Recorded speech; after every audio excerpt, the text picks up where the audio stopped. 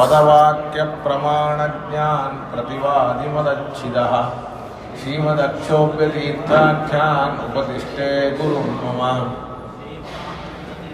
सन्मनः Cersei भुवि अनुव्याख्याननलिने सेञ्चरी गति मे मनः न शब्दाब्धौ गाढा न च निगमचर्चा सुचतुरा न च न्याये प्रौढः त्रैविदितवेद्या अपि वयं परं श्रीमत्पूर्णप्रमतिगुरुकारुण्यसरणीं प्रपन्ना मान्या स्मः किमपि च वदन्तोऽपि महतां भगवता पादरायणेन प्राणिनां प्रणीतमद्ब्रह्ममीमांसा शास्त्रम् असाधु निबन्धान्ततमसा अवकुण्ठितत्वेन अप्रणीतमेव मन्यमानो आनन्दति यथाचार्याभिप्रायम् अस्य भाष्यं विदाय अनुभाष्यमपि करिष्यन् विलीनप्रकृतितया स्वयमन्तराय विदुरोऽपि अनवरतमीश्वरप्रवणकाय करणवर्तिरपि नारायणप्रणामादिकं प्रारिप्सितस्य अनन्तराय परिसमाप्ते प्रकयस्थिते हेतुतया विगीतशिष्टाचारपरम्परादिना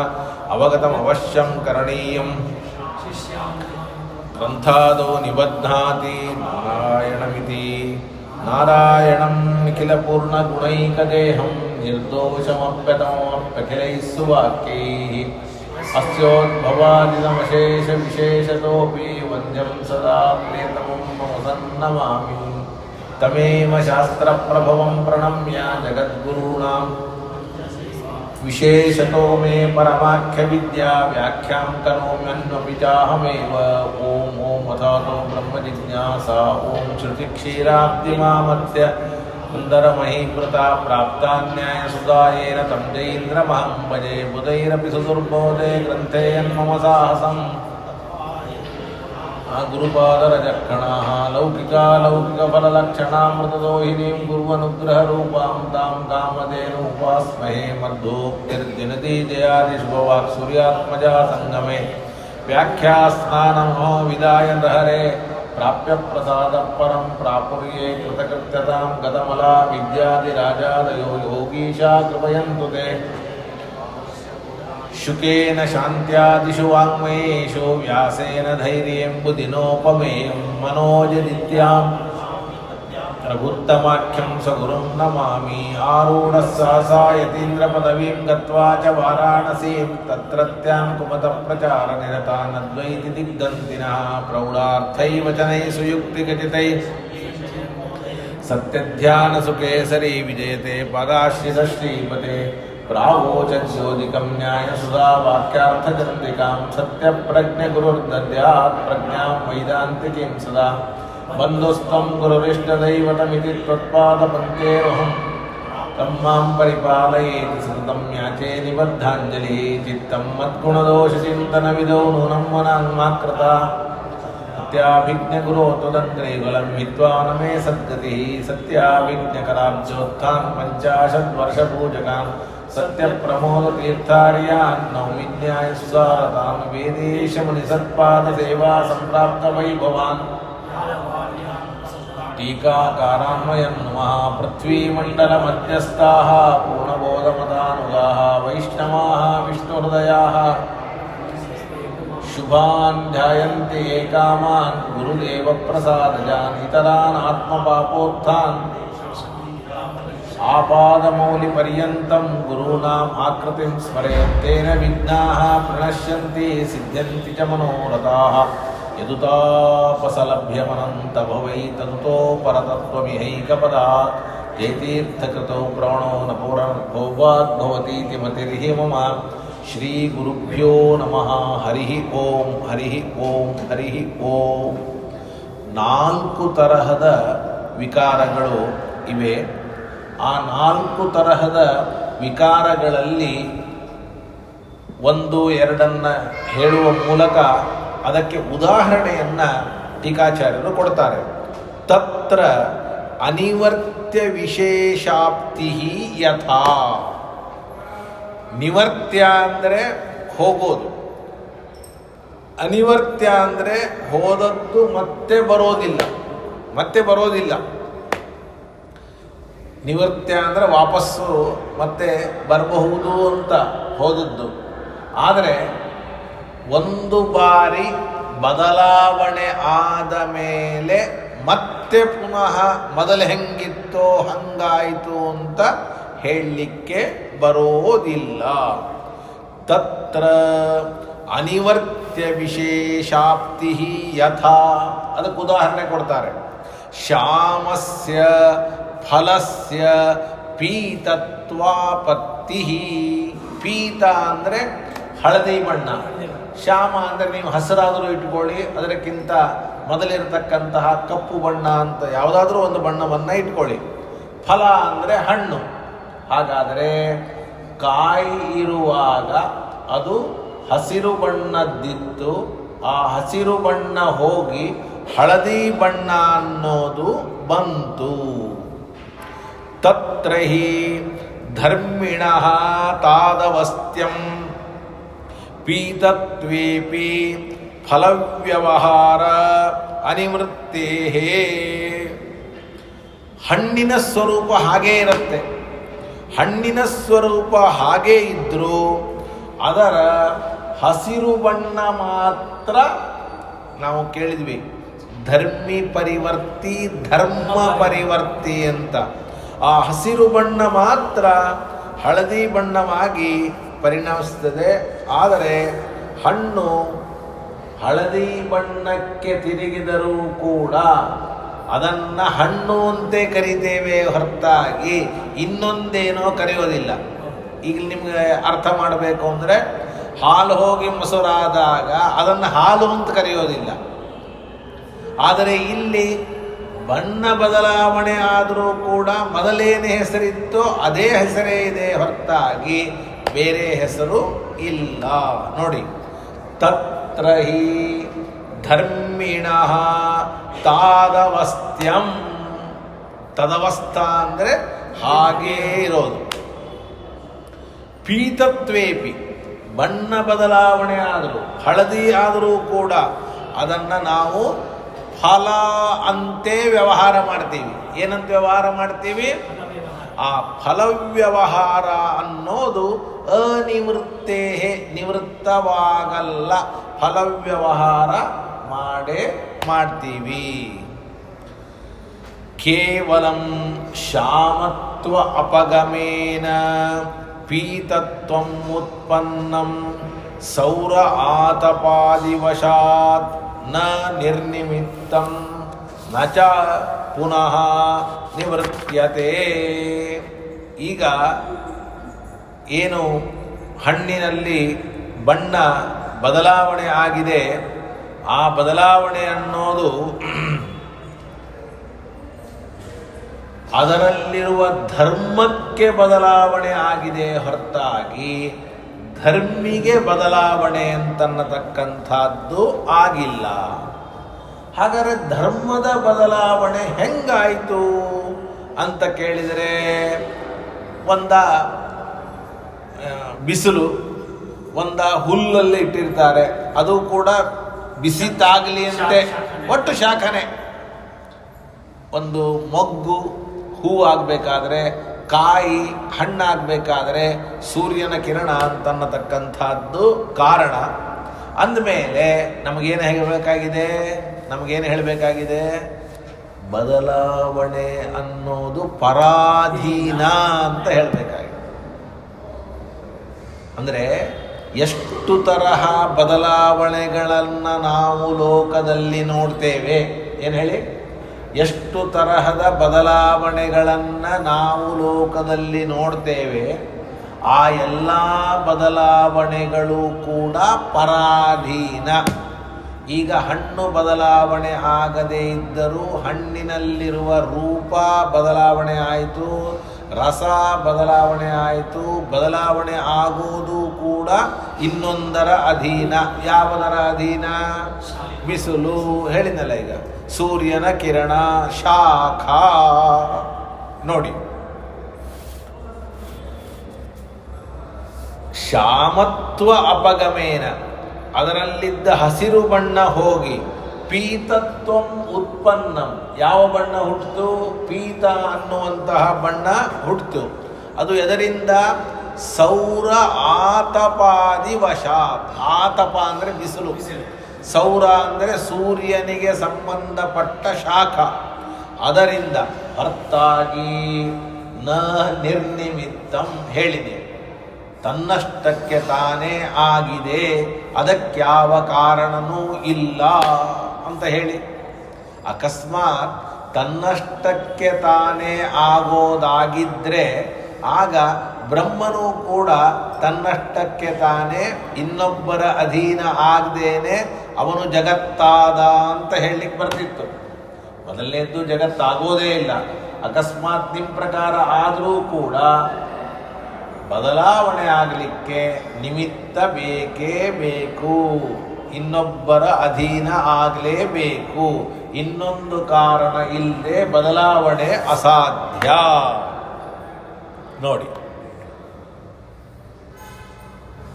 ನಚ ಪುನಃ ನಿವರ್ತತೆ. ಏನು? ನಚ ಪುನಃ ನಿವರ್ತತೆ.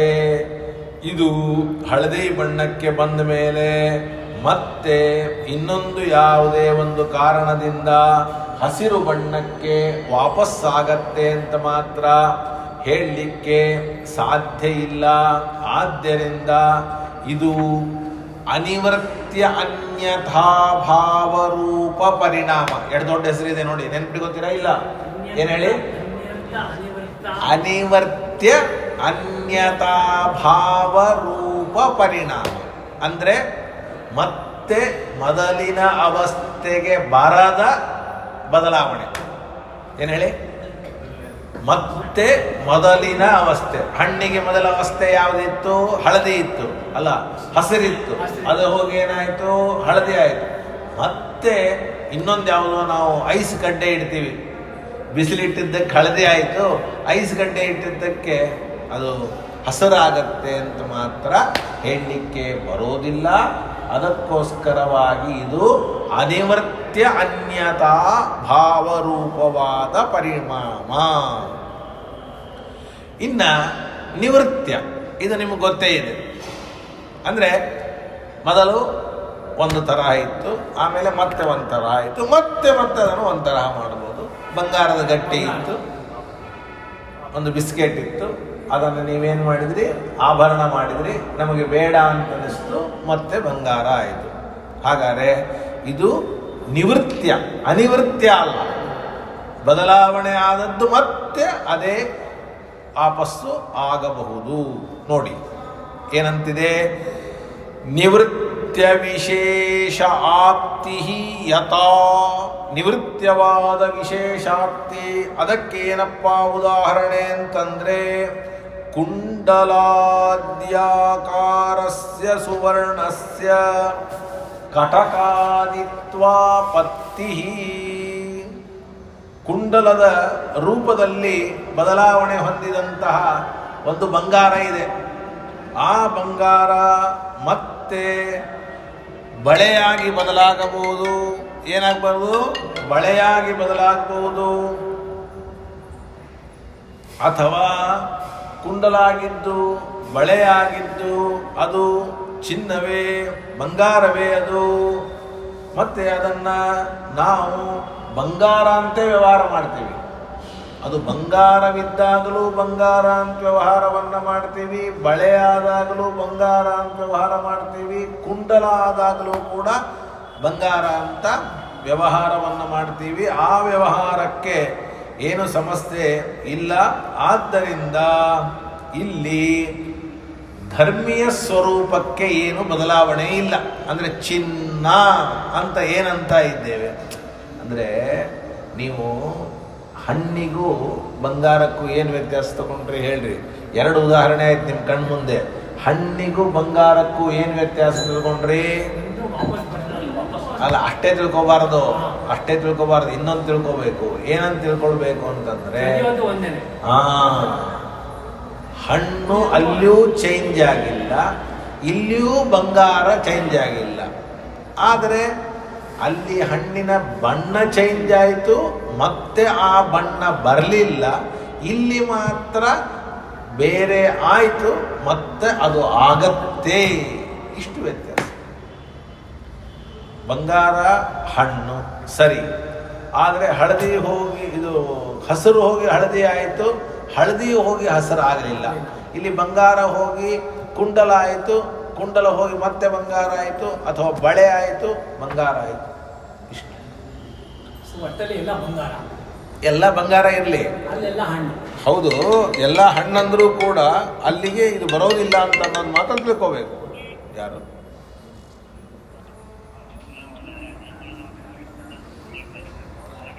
ಹೌದು, ನೀವು ಪಾಠ ನಡೆದಿದೆ ಈಗ, ಆಮೇಲೆ ಮಾಡಿ, 6:30 ಮಾಡಿ,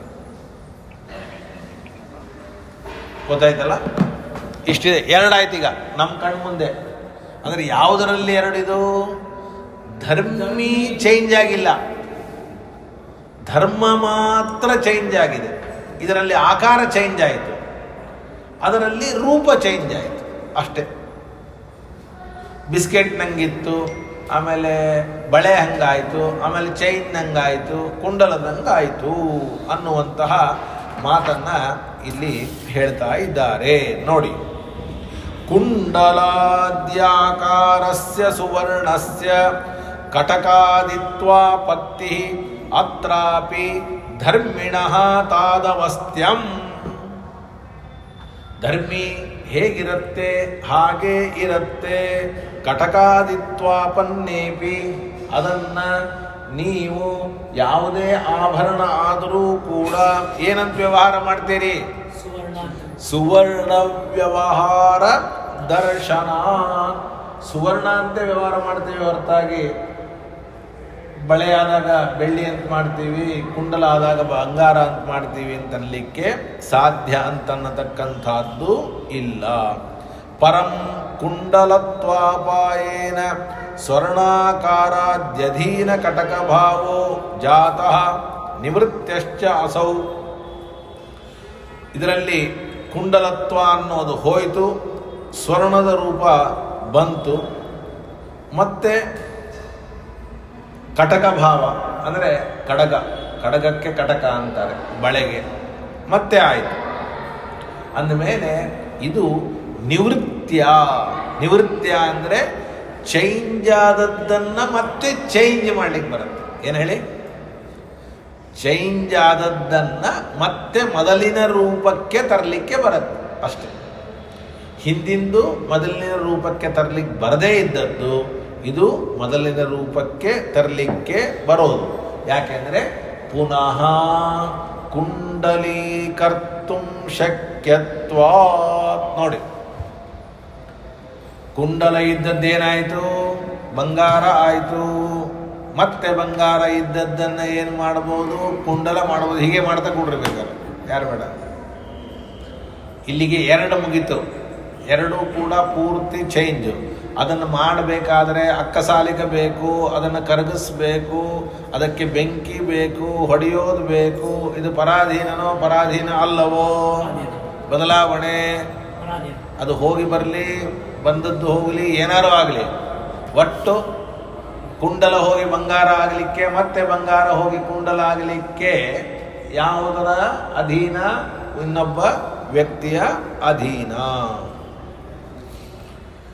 3ನೇದೀಗ ಥರ್ಡ್ ಒನ್ ಏನದು ಅಂದರೆ ಅನಿವರ್ತ್ಯೋ ವಿಶೇಷಿ ಪರಿವರ್ತೋ ಯಥಾ ಕ್ಷೀರಸ್ಯ ದಧಿ ಭಾವ. ಹಾಲು ಹೋಗಿ ಮೊಸರಾಗತ್ತೆ. ಇವು ಹಿಂದಿನ 2ಕ್ಕಿಂತ ಡಿಫ್ರೆಂಟ್ ಇದು. ಯಾಕೆ ಅಂದರೆ ಅಲ್ಲಿ ಧರ್ಮ ಮಾತ್ರ ಬದಲಾವಣೆ ಆಗಿತ್ತು, ಇಲ್ಲಿ ಧರ್ಮಿಯೇ ಬದಲಾವಣೆ ಆಗತ್ತೆ. ಯಾರೂ ಕೂಡ ಹಾಲು ಮೊಸರಾದ ಮೇಲೆ ಮೊಸರನ್ನ ಹಾಲು ಅಂತ ಕರೆಯೋದಿಲ್ಲ, ಮೊಸರನ್ನ ಏನಂತ ಕರೆಯೋದಿಲ್ಲ. ಆದರೆ ಭಾಗವತದಲ್ಲಿ ಕರೆದಿದ್ದಾರೆ ಇಂದ ಮೀನ್ಸ್ ಏನು ಅಂತಂದರೆ ಅಲ್ಲಿ ಒಂದು ಸಮಸ್ಯೆ ಇದೆ ಭಾಗವತದಲ್ಲಿ. ಭಗವಂತನ ವೈಕುಂಠ ಲೋಕದಲ್ಲಿರತಕ್ಕಂತಹ, ಸುಮ್ಮನೆ ನಿಮ್ಗೆ ಗೊತ್ತಾಗಲಿ ಅಂತ ಹೇಳ್ತಿದ್ದೀನಿ, ಇದನ್ನೇನು ಹೇಳೋ ಅವಶ್ಯಕತೆ ಇಲ್ಲ. ಅಲ್ಲಿ ಹೇಳುವಾಗ ಹಾಲಿನ ಸಮುದ್ರ, ಮೊಸರಿನ ಸಮುದ್ರ, ಜೇನುತುಪ್ಪದ ಸಮುದ್ರ ಅಂತೆಲ್ಲ ಹೇಳ್ತಾ ಇರ್ತಾರೆ. ಹಾಗೆ ಹೇಳುವಾಗ ಮೊಸರಿನ ಸಮುದ್ರ ಹೇಳಬೇಕಾದ್ರೆ ಹಾಲಿನ ಸಮುದ್ರ ಅಂತ ಹೇಳಿಬಿಟ್ಟು ಪ್ಲೇಸ್, ಹಾಲಿನ ಸಮುದ್ರ ಅಂತ ಹೇಳ್ಬೇಕಾದ್ರೆ ಮೊಸರು, ಹಿಂಗೆ ಬದಲಾವಣೆ ಆಗಿದೆ ಶಬ್ದ. ಶಬ್ದ ಬದಲಾವಣೆ ಆಗಿದೆ. ಸುಮ್ಮನೆ ನಿಮಗೆ ಹೇಳಿದೆ. ಅದಕ್ಕೆ ಶ್ರೀಮದಾಚಾರ್ಯರು ತಾತ್ಪರ್ಯ ಬರೀತಾರೆ, ಭಾಗವತ ತಾತ್ಪರ್ಯ. ಮತ್ತೆ ಹಾಲಿನ ಸಮುದ್ರ ಅನ್ಬೇಕಾಗಿತ್ತು, ಮೊಸರಿನ ಸಮುದ್ರ ಅಂತ ಹೆಂಗಂದ್ರು, ಮೊಸರಿನ ಸಮುದ್ರ ಅಂತ ಅನ್ಬೇಕಾಗಿತ್ತು, ಹಾಲಿನ ಸಮುದ್ರ ಅಂತ ಹೆಂಗಂದ್ರು ಅಂದ್ರೆ ಇದಕ್ಕೆ ಸಂಬಂಧ ಇಲ್ಲ. ಹೆಂಗಂದ್ರು ಅಂತಂದ್ರೆ ಹಾಲನ್ನ ಮೊಸರು ಅಂತ ಕರಿಬಹುದು, ಮೊಸರನ್ನ ಹಾಲು ಅಂತ ಕೂಡ ಕರಿಬಹುದು. ಯಾವಾಗ ಅಂತಂದ್ರೆ ತುಂಬ ಸಿಹಿಯಾದ ಮೊಸರಿದ್ರೆ, ಹಾಲಿನಷ್ಟು ಸಿಹಿಯಾದಂತಹ ಮೊಸರು ಇದ್ದರೆ ಆ ಮೊಸರನ್ನು ಹಾಲು ಅಂತ ಕರೀಬಹುದು. ಮೊಸರಿನಷ್ಟು ಗಟ್ಟಿಯಾದ ಹಾಲಿದ್ರೆ ಆ ಹಾಲನ್ನು ಮೊಸರು ಅಂತ ಇದೆ. ಅಂದರೆ ಇದು ನಾನು ಹೇಳ್ತಾ ಇರೋದು ನಿಮ್ಮ ವ್ಯವಹಾರ ಅಲ್ಲ, ಕೋಶ, ಡಿಕ್ಷನರಿ ಹೇಳ್ತಾ ಇದ್ದೀನಿ ನಿಮಗೆ. ಕೋಶದಲ್ಲಿ ಮೊಸರಿನಷ್ಟು ಗಟ್ಟಿಯಾದ ಹಾಲಿದ್ರೆ ಆ ಹಾಲನ್ನು ಮೊಸರು ಅಂತ ವ್ಯವಹಾರ. ಸುಮ್ಮನೆ ಅದೇ 100% ಅಲ್ಲ, ಆ ಥರ ಇದೆ. ಈ ಅಭಿಪ್ರಾಯವನ್ನು ಇಟ್ಟುಕೊಂಡು ಹಾಲಿನ ಸಮುದ್ರ ಮೊಸರಿನ ಸಮುದ್ರ ಅಂತ ಹೇಳಿದ್ದಾರೆ ಅಂತ. ಅದು ಇದಕ್ಕೆ ಸಂಬಂಧ ಇಲ್ಲ, ನೆನಪಾಯಿತು ಅದಕ್ಕೆ ಹೇಳಿದೆ. ಹಾಗೆ ಇಲ್ಲಿಯೂ ಕೂಡ ಕ್ಷೀರಭಾವ ಹೋಗಿ ದಧಿಭಾವ ಬಂದ ಮೇಲೆ ಹೆಂಗೆ ರೂಪ ಬದಲಾವಣೆ ಆದರೂ ಅದನ್ನು ಹಣ್ಣೆ ಅಂತ ಕರಿತೇವೆ, ಅಥವಾ ಅದು ಬಳೆ ಸರ ಆದರೂ ಕೂಡ ಅದನ್ನು ಬಂಗಾರ ಅಂತ ಕರಿತೇವೆ. ಹಾಗೆ ಹಾಲು ಬದಲಾವಣೆ ಆಗಿ ಮೊಸರಾದರೆ ಅದನ್ನು ನಾವು ಏನಂತ ಕರೆಯೋದಿಲ್ಲ, ಹಾಲು ಅಂತ ಕರೆಯೋದಿಲ್ಲ. ಕಿಂತು ಧರ್ಮೀಭೂತಂ ನೋಡಿ, ಕ್ಷೀರಸ್ಯ ಅತ್ರ ಹಿ ನ ಧರ್ಮಿಣಃ ತಾದವಸ್ತ್ಯಂ. ಧರ್ಮಿ ಹೇಗಿರುತ್ತೆ ಹಾಗಿರಲ್ಲ. ದಧಿತ್ವಾಪತ್ತೌ ಕ್ಷೀರವ್ಯವಹಾರ ಅನುಪಲಂಭಾತ್. ಯಾವಾಗ ಅದು ಮೊಸರಾಗಿಬಿಡುತ್ತೆ ಆವಾಗ ಅದು ಕ್ಷೀರ ಅನ್ನೋ ವ್ಯವಹಾರವನ್ನೇ ಕಳೆದುಕೊಂಡು ಬಿಡುತ್ತದೆ. ಕಿಂತು ಧರ್ಮೀಭೂತಂ ಕ್ಷೀರಮೇವ ಆತಂಚನಾದಿವಶಾತ್ ದಧಿಭೂತಂ. ಇಲ್ಲಿ ಹಾಲು ಹೋಗಿ ಏನು ಮೊಸರಾಯಿತೋ ಅದು ತನ್ನಷ್ಟಕ್ಕೆ ತಾನೇ ಆಯಿತು ಅಂತ ತಿಳ್ಕೊ. ಹಂಗಂತಾರೆ ಎಲ್ಲರೂ ಕೂಡ, ಹಂಗಂತಾರೆ. ಈ ಪ್ರಕೃತಿ ಹೋಗಿ ಜಗತ್ತು ಹೆಂಗಾಯಿತು ಅಂದರೆ ಹಾಲು ಹೋಗಿ ಹೆಂಗೆ ತನ್ನಷ್ಟಕ್ಕೆ ತಾನೇ ಮೊಸರಾಯಿತು, ಬೆಳಕು ಹರಿಯೋದ್ರೊಳಗೆ ಆಗೋಯ್ತಲ್ಲ ಅಂತ. ಏನದ್ರ ಹಣೆ ಬರ ಭಾಳ ಕಷ್ಟ ಇದೆ ಮೊಸರಾಗೋದು. ಯಾಕೆಂದರೆ ಇಲ್ಲೊಂದು ಶಬ್ದ ಇದೆ ನೋಡಿ, ಏನಂತ ಶಬ್ದ ಇದೆ ಅಂದರೆ ಆತಂಚನ ಅಂತ ಒಂದು ಶಬ್ದ ಇದೆ. ಆತಂಚನ ಅಂತ ಶಬ್ದ ಇದೆ. ಆ ಆತಂಚನ ಅನ್ನೋ ಶಬ್ದಕ್ಕೆ ಏನರ್ಥ ಹೇಳ್ತೀರಾ?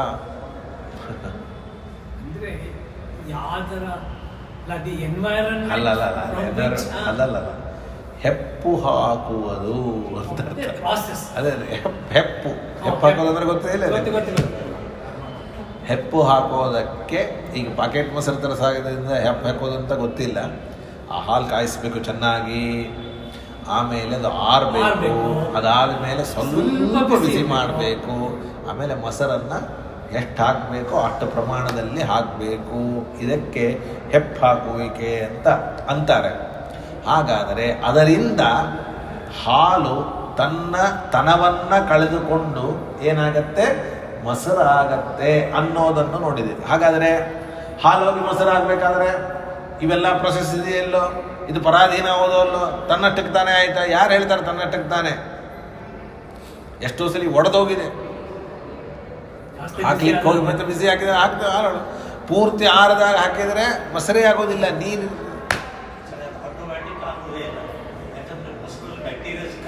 ಹೌದು, ಅಲ್ಲೇ ಆಟೋಮೆಟಿಕ್ ಅನ್ನೋ ಶಬ್ದನೇ ಇಲ್ಲ ಅಂತ ಹೇಳ್ಬಿಟ್ಟಿದ್ದಿಲ್ಲ ನಾನು. ಯಾವುದಕ್ಕೂ ಇಲ್ಲ, ಆಟೋಮೆಟಿಕ್ಕೂ ಇಲ್ಲ, ಆಕ್ಸಿಡೆಂಟೂ ಇಲ್ಲ, ಎರಡೂ ಇಲ್ಲ. ಆತಂಚನಾದಿವಶಾತ್ ದಧಿಭೂತಂ ನ ಚ ದಧಿಭಾವ ನಿವೃತ್ಯ ತತ್ ಕ್ಷೀರಂ ಭವತಿ. ಆಮೇಲೆ ಮೊಸರುತನ ಹೋಗಿ ಆಮೇಲೆ ಹಾಲಾಗತ್ತೆ ಅಂತ ಅನ್ನೋದನ್ನು ಮಾತ್ರ ಯಾರೂ ಒಪ್ಪಲಿಕ್ಕೆ ಸಾಧ್ಯ ಇಲ್ಲ. ಇದು ಮೂರನೇದ್ದು. ಈಗ 4th one, ನಿವೃತ್ಯ ಧರ್ಮಿ ಪರಿವರ್ತ್ಯೋ ಯಥಾ ಅಂತ. ಅಂದರೆ ಧರ್ಮಿಯೇ ಚೇಂಜ್ ಆಗತ್ತೆ, ಮತ್ತೆ ಆ ಧರ್ಮಿ ಹಾಗೆ ಆಗತ್ತೆ ಅನ್ನೋದಕ್ಕೆ ಒಂದು ಹೇಳಿದ್ದೆ. ಏನಂತ? ತಾಮ್ರ ಇದೆ, ಅದಕ್ಕೆ ಯಾವುದೋ ಒಂದು ಔಷಧಿ ಹಾಕಿದರೆ ಅದು ಬೆಳ್ಳಿ ಆಗತ್ತೆ, ಮತ್ತೆ ಆ ಬೆಳ್ಳಿಗೆ ಯಾವುದಾದ್ರೂ ಒಂದು ಔಷಧಿಯನ್ನು ಹಾಕಿದರೆ ಮತ್ತೆ ಅದು ತಾಮ್ರ ಆಗತ್ತೆ. ನೋಡಿ, ಶುಲ್ಭಸ್ಯ ತಾರತ್ವಂ, ಶುಲ್ಭ ಅಂದರೆ ತಾಮ್ರ, ಅದು ಬೆಳ್ಳಿ ಆಗತ್ತೆ. ಅತ್ರಾಪಿ ನ ಧರ್ಮಿಣಃ ತಾದವಸ್ತ್ಯಂ, ಪೂರ್ಣವಾಗಿ ಧರ್ಮಿಯೇ ಚೇಂಜ್ ಆಗತ್ತೆ. ಏನಾಗತ್ತೆ? ಪೂರ್ಣವಾಗಿ ಧರ್ಮಿಯೇ ಚೇಂಜ್ ಆಗತ್ತೆ. ಏನು ಹೇಳಿ?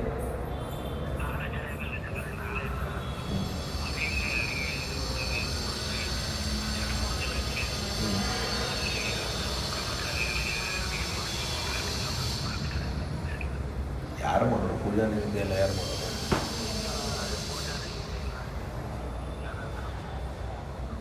ಹಂಗಲ್ಲ, ಇಲ್ಲಿ ವ್ಯವಸ್ಥೆ ಮಾಡ್ತೇನೆ ಬನ್ನಿ, ನೀವು ಊಟಕ್ಕೇನು ತೊಂದರೆ ಇಲ್ಲ, ನಾವು ಮಾಡಿಸ್ತೇನೆ. ನಾನೇ ನೈವೇದ್ಯ ಮಾಡಿ ತೀರ್ಥ ಕೊಡ್ತೀನಿ, ಯಾಕಾಗಿ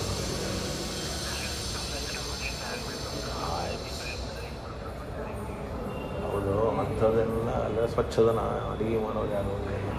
ನಾ ಹೇಳ್ತೇನೆ, ನಾನು ನೋಡಿ ನಾ ಒಂದು ಅರ್ಧ ಗಂಟೆ ಬಿಟ್ಟು ಫೋನ್ ಮಾಡ್ತೀನಿ.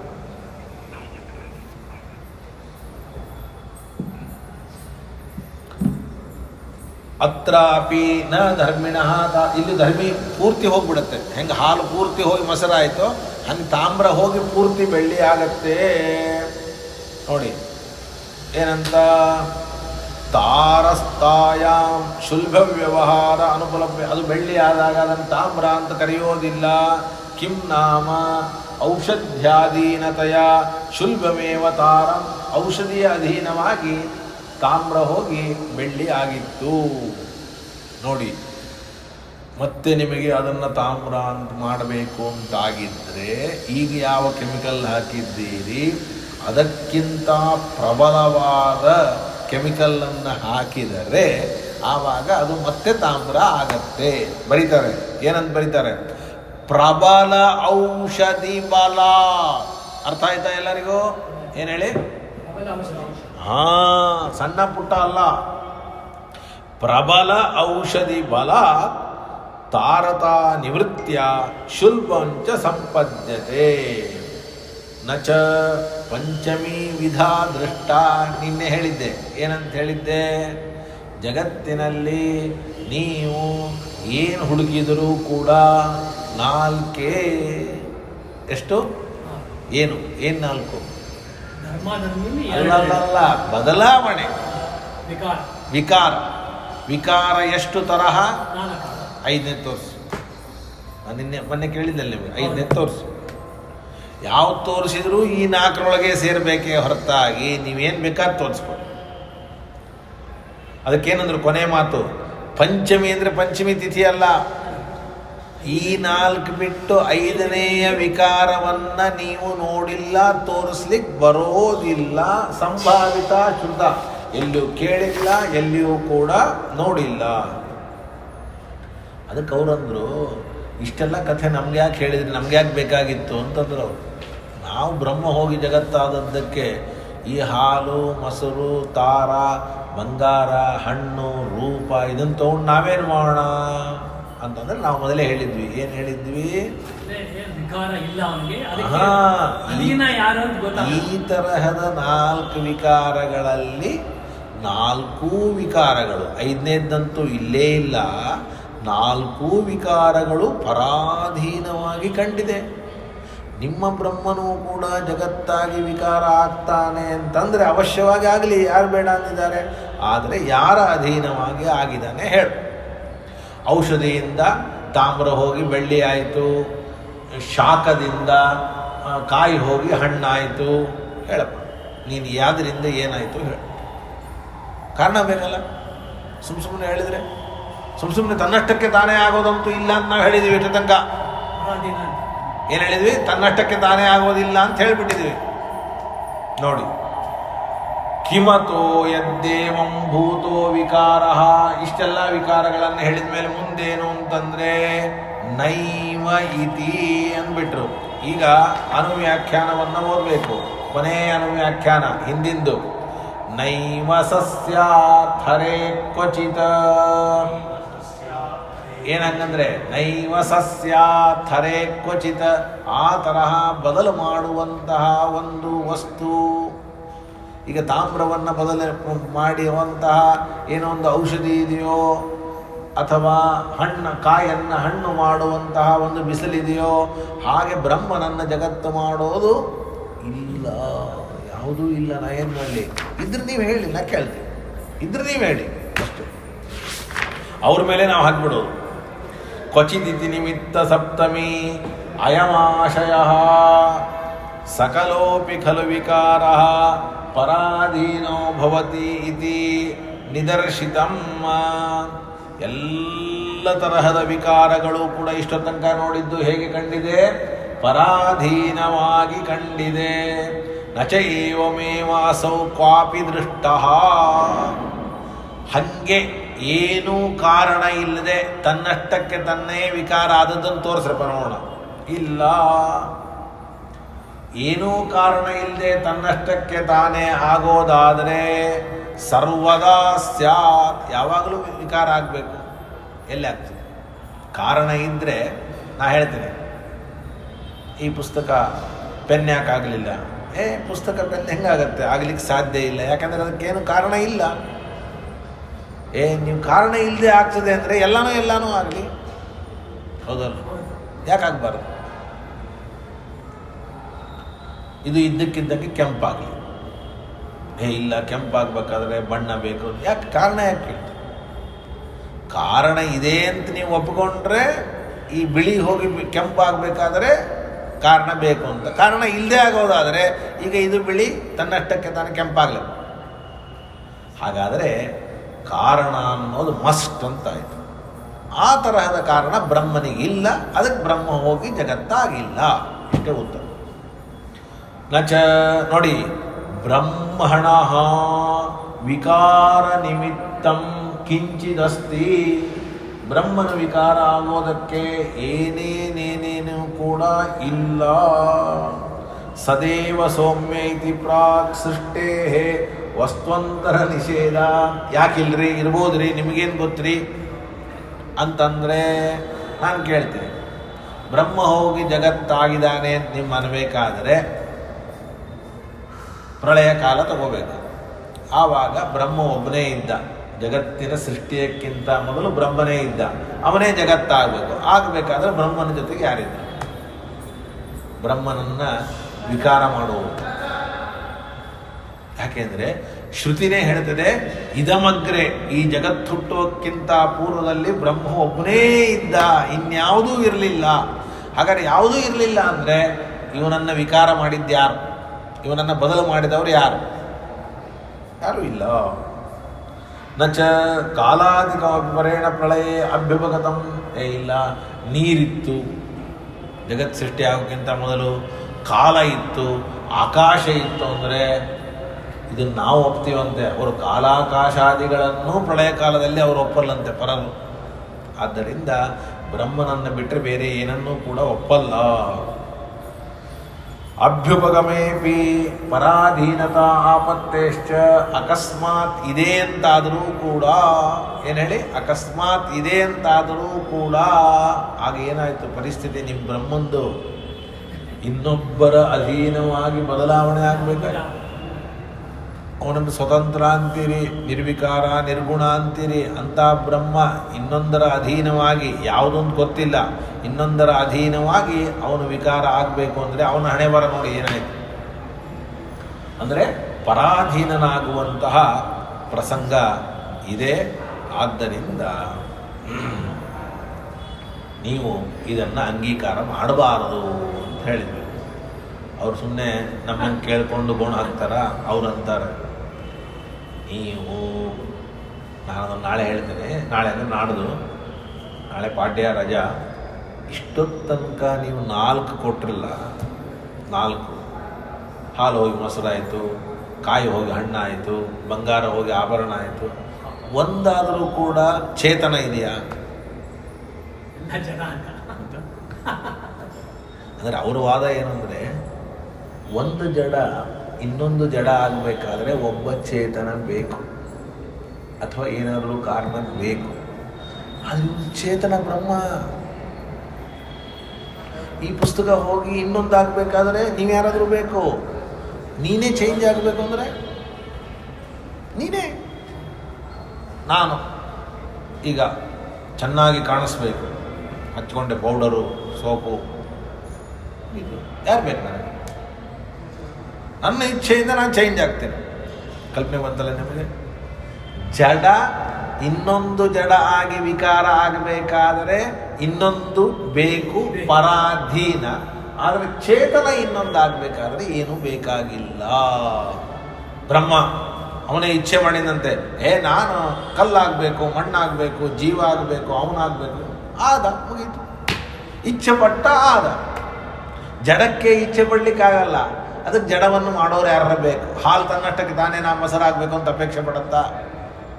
ಅಲ್ಲಿ ಬೇಕಾದ್ರೆ ಯಾರು ಬೇಕಾ ಅಲ್ಲಿ?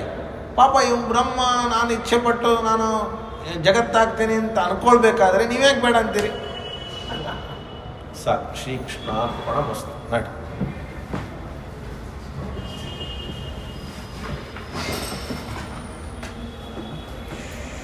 ಆಚಾರ್ಯ, ಇದನ್ನ ಅಪ್ಲೋಡ್ ಮಾಡಿಸ್ಬೇಕಾ?